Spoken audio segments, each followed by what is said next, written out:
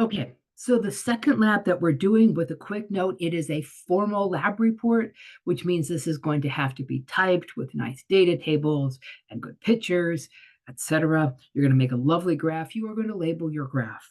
So with a note, I'm going to start by graphing this. This is going to be kind of a hypothetical graph. And what we do when we graph this, and what you do when you're going to graph it, is we're going to put milliliters of my sodium hydroxide added on the x-axis, and I'm going to do pH here on the y-axis. So what are we going to do? We're going to start out, because this is a weak acid, if I put a pH of 7 here, we're going to start out with a pH that's going to be lower than that. It's going to depend on how strong our acid is. And we're going to take and we're going to start adding our sodium hydroxide. And when we do this, our pH is going to go up. Now we're going to do this in distinct points. And if you notice here, I'm hugging this 7 line very close. And I'm hugging this 7 line because when I do this titration, my pH at my equivalence point, which we need to define, is going to be greater than 7. You're going to get a graph that looks something like this, or you're going to get a diprotic acid. And when you do that one, your graph is going to have 2 of these areas of dramatic increase in our pH. So let's do the first one first. These are both described in the lab manual. When we start out here and we add sodium hydroxide, so this is some weak acid, HA.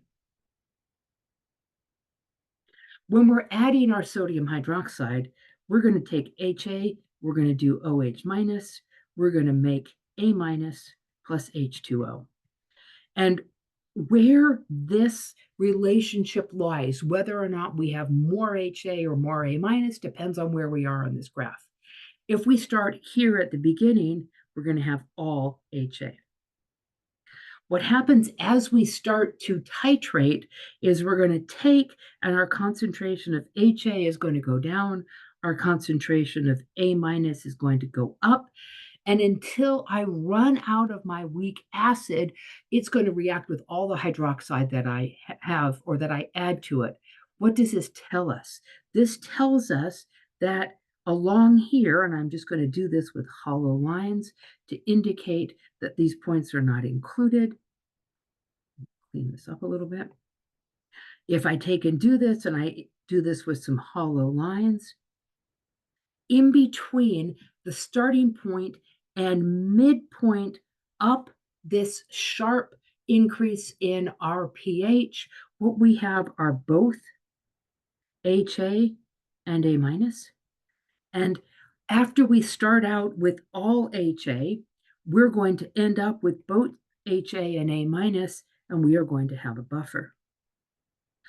The steepest point between these lines, and which would be right around here. When you do this in lab, it's probably not going to be a data point, and you're going to have to kind of approximate it, and I'll show you how to do that in a second.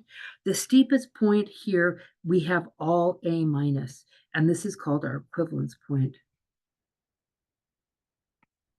When you titrated vinegar in Chem 111 and you got to that pink, we called it endpoint. An endpoint is a visual point. An equivalence point is truly where the moles of A minus in our solution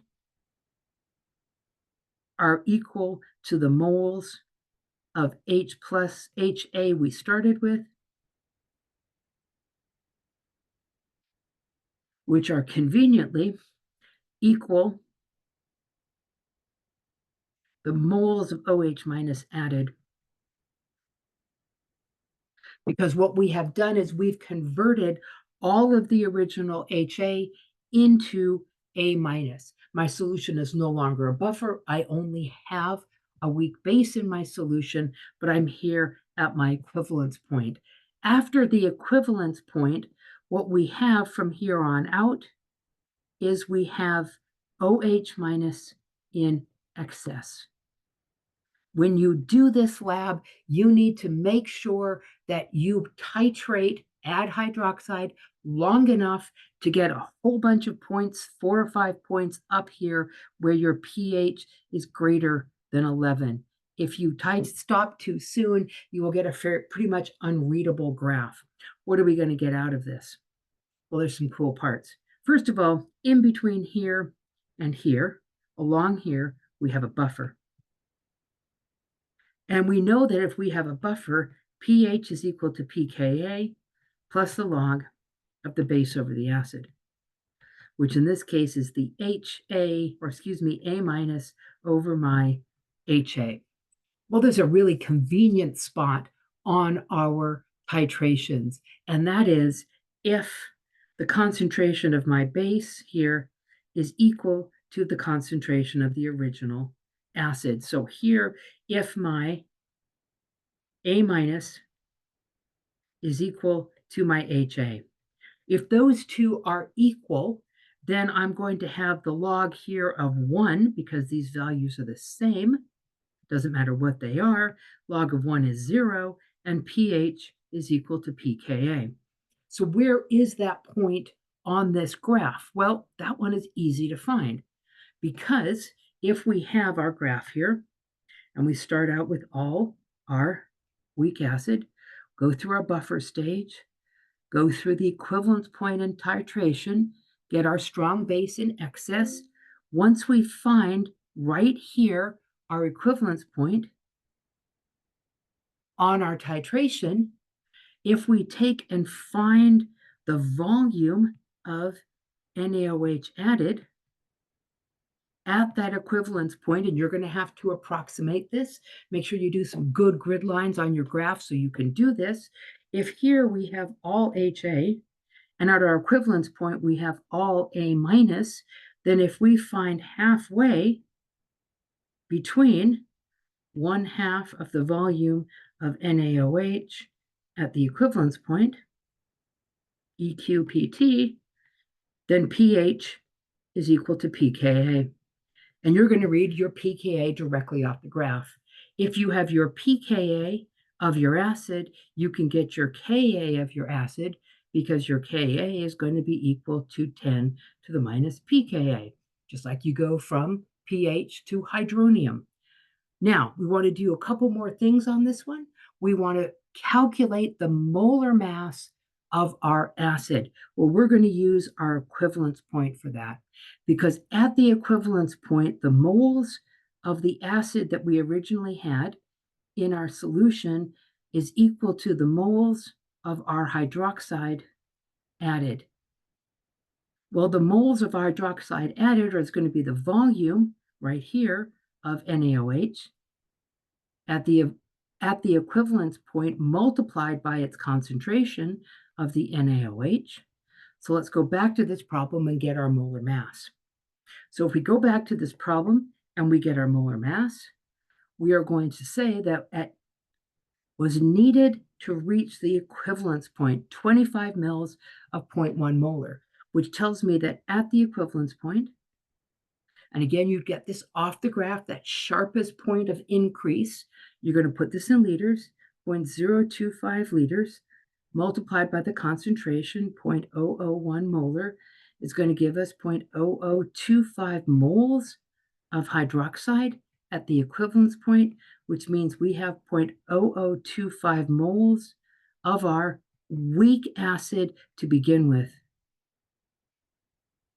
Well, to get the molar mass, we need grams per mole. So the molar mass of our acid is going to equal the grams, and you're going to weigh this out. 0.287 grams divided by the moles, 0.0025 moles.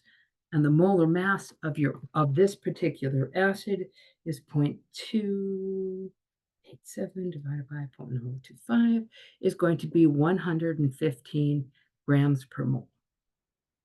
The other thing we wanted to know is what is the pKa of this acid? Well, the pH of the solution at the addition of 12.5 milliliters, well, 12.5 is half of 25, which means that this is halfway. We know at halfway to the equivalence point, pH equals pKa. So our pKa of our acid is going to equal to 4.35, and our Ka of our acid is going to be 10 to the minus 4.35. You would simply plug that into your calculator.